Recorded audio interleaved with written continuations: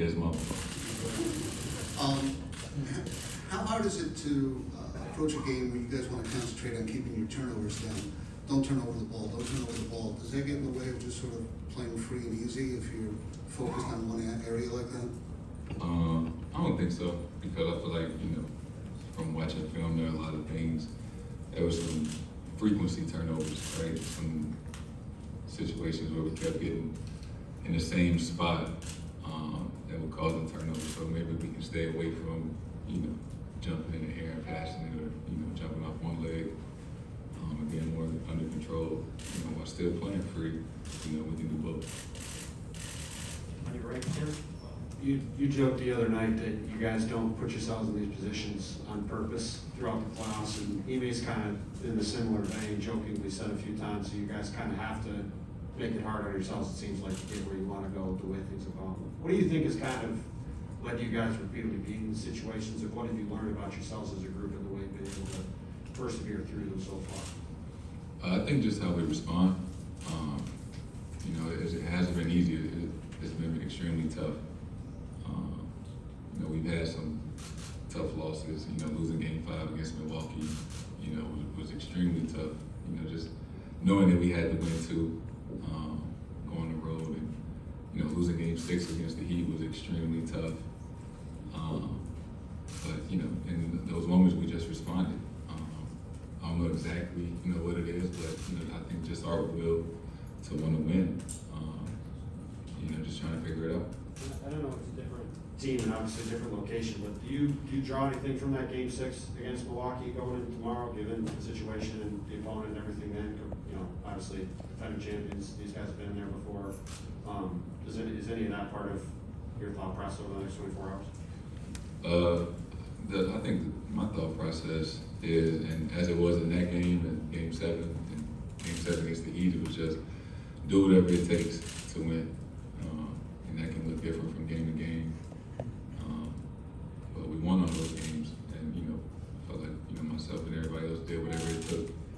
And that's the mindset you gotta have going into tomorrow. And then hopefully Game 7. Adam? Jayson, kind of along those lines, what's your source of optimism entering this game and kind of for the rest of this series, knowing you've been in tough spots before, whether it be earlier in these playoffs or way back in January? How do you guys kind of step back and look at the bigger picture and say that what you want is still in front of you? And just because it is. It's the first to 4, so it's like it's not over with. So as long as it's not over with, you got a chance. And I think having done it before, should give you even more confidence that you can. Not that it's going to be easy or it's going to be given to us, but you should be extremely confident as long as you got a chance, and we got a chance tomorrow. On your right, Gary? Gary Russell, Boston Globe. Jayson, obviously the NBA championship trophy's going to be there. You don't want them celebrating on your floor. You don't want them partying later on that night in Boston and all that. Is it up to you, Marcus, Jalen, Ime, to get everybody in collective, like of how important this game is? I mean, do you need to be more vocal, or is it just kind of collectively assumed? Or I mean, how does do the emotions before a game like this differ from a normal game? We are professionals and adults. We know it's at stake, and everybody in that locker room, should and is going to understand, what we got to do, and what's on the line. So it shouldn't take a hero speech or anything like that. Everybody should be juiced up and ready to play. I'm not even gonna say if they're not, it's a problem. Like everybody gonna be ready to play. I'm not worried about that at all. David Aldridge from Georgia Center.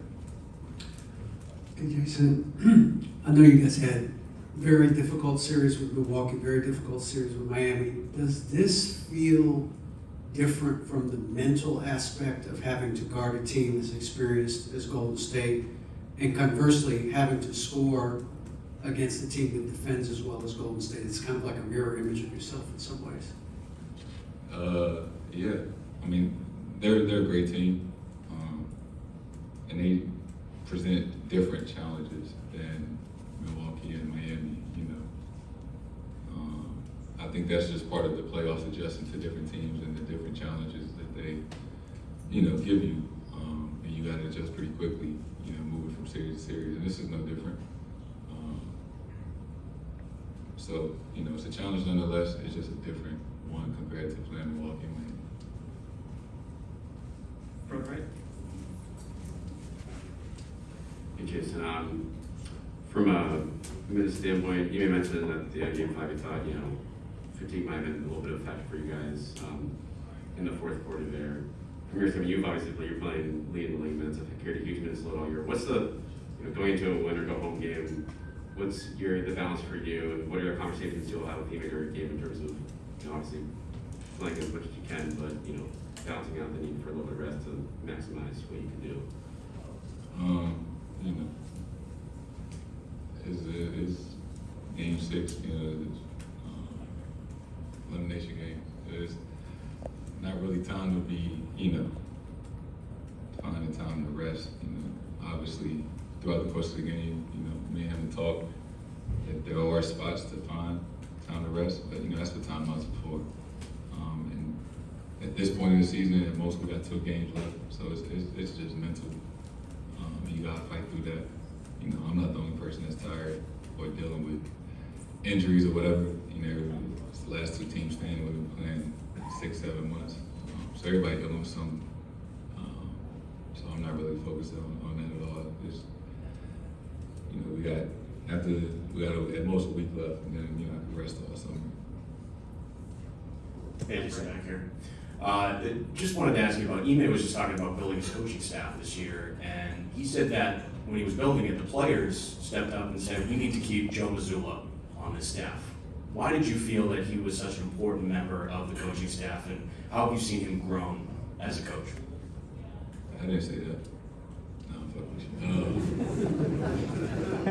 you. No, I love Joe, and I think you know, just being around him for the last, I think this is his 3rd year, maybe 2nd or 3rd year.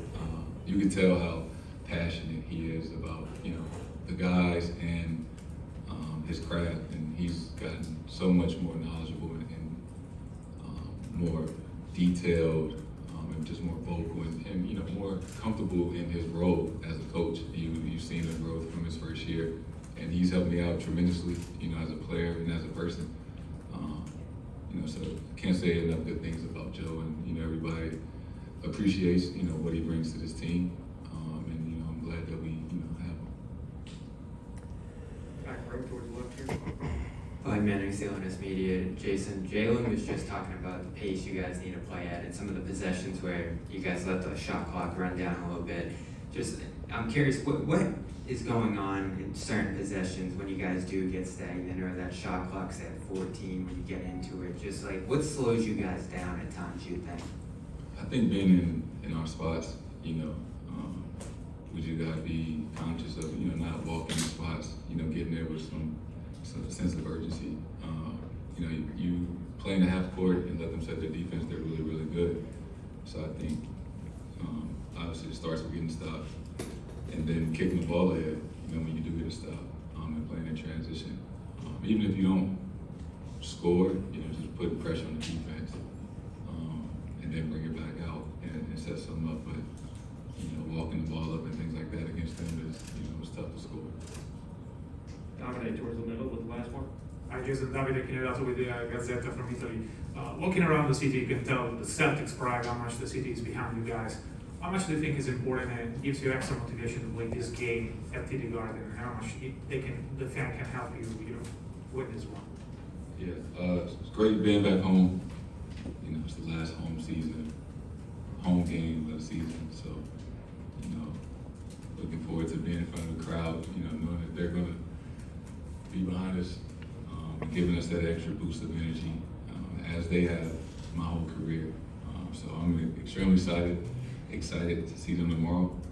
You know, it's going to be extremely loud in here. And it's going to be fun. It's going to be a great atmosphere. So, you know, looking forward to that. Thank you, Jason.